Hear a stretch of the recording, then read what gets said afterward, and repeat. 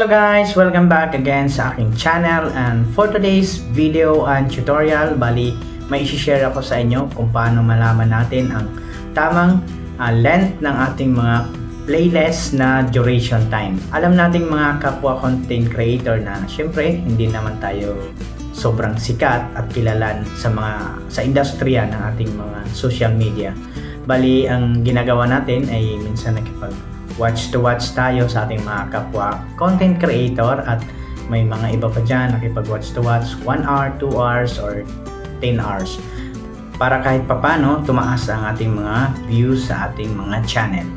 Dito sa tutorial ko na ito guys, ituturo ko sa inyo kung paano malaman natin yung exact na duration time o length ng ating mga playlist. Kasi may mga iba kasi guys na sa sobrang dami natin nakipag-watch to watch tayo, hindi naman natin maisa-isa pagsukat yung mga playlist nila kung eksaktong 10 hours ba yan o 2 hours. At dito sa video na to guys, ituturo ko sa inyo, napakadali at basic, kaya sundan nyo itong video na to. At kung bago ka pa lang sa aking channel, don't forget to like and subscribe para updated ka sa ating mga video.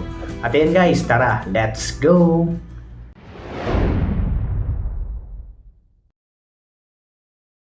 At sa paumpisa ng ating tutorial guys, pupunta tayo sa ating YouTube channel. Then isi-search natin kung anong channel yung iti-test natin. Dito guys, yung channel ko, yung playlist ko mismo ang iti-test natin. Punta lang tayo sa ating playlist, tapos i-copy lang natin yung link ng ating playlist. Then pagkatapos guys, pupunta tayo sa ating Chrome. Open lang natin ng Chrome, tapos ito-type natin yung playlist calculator. Ayan. Tapos may lalabas dyan guys. Click lang natin tong YouTube playlist calculator. At pagkatapos guys, lalabas na yan guys. Tapos yung kinopy natin na link guys, ipi-paste lang natin dyan. Tapos i-click natin ang go. At ayan guys, seconds lang, lalabas na yung total ng duration time ng ating playlist. At ayan guys, kung makikita nyo, 10 hours and 2 minutes yung playlist natin. May ka-watch to watch kasi ako guys. 10 hours yung maximum ng time ng aming playlist. Ayan, at pasok tayo sa ating maximum. At itatry naman natin ulit yung isa kong playlist na 2 hours kung exact ba. Kahit hindi naman siya masyadong exact guys, at least may sumobra na mga 2 minutes, okay lang po yan. Same pa rin guys, ika-copy paste lang natin, yan. Then, in a second guys, magto-total agad yung playlist natin kung ilan yung ayan guys. Pasok din ulit tayo sa ating 2 hours maximum playlist. At dito guys, may na-encounter kasi ako na naka-watch to watch ko. Ibang lahi siya.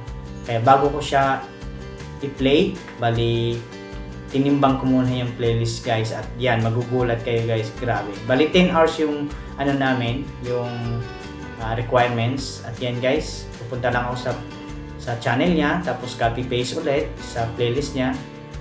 At ipi-paste ko lang din siya sa YouTube playlist calculator. At ayan guys, kung makikita niyo guys, grabe, nagulat talaga ako dito guys, kasi yung 10 hours na requirements namin, sa kanya 13 hours. Buti hindi ako agad nag-play. Tinimbang ko muna siya sa playlist calculator. Tapos yun, sinabihan ko siya na pwedeng baguhin niya yung time ng yung sa playlist, kasi grabe, lugi kung sa totoo lang.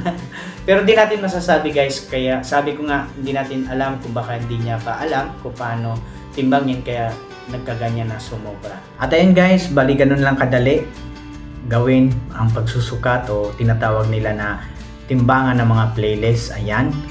Kasi hindi naman tayo kumbaga naningurado lang tayo, kasi hindi natin alam yung iba talaga na hindi napapansin. Hindi natin masasabi kung sinasadya na sobrahan yung playlist nila, pero may nagkakataon kasi na hindi talaga nila alam kung paano sukatin, kaya sobra talaga yung duration length ng kanilang mga playlist. Kaya katulad nung share ko sa inyo, umabot siya ng 13 hours kasi Di natin masasabi, baka hindi pa niya talaga alam kung paano alamin o sukatin yung kanyang playlist. At kung nasundan nyo ng maigi guys, napaka-basic lang. Sana nagustuhan nyo ang video natin at tutorial, at don't forget to like and subscribe para updated kayo sa ating mga video. Thank you so much and God bless.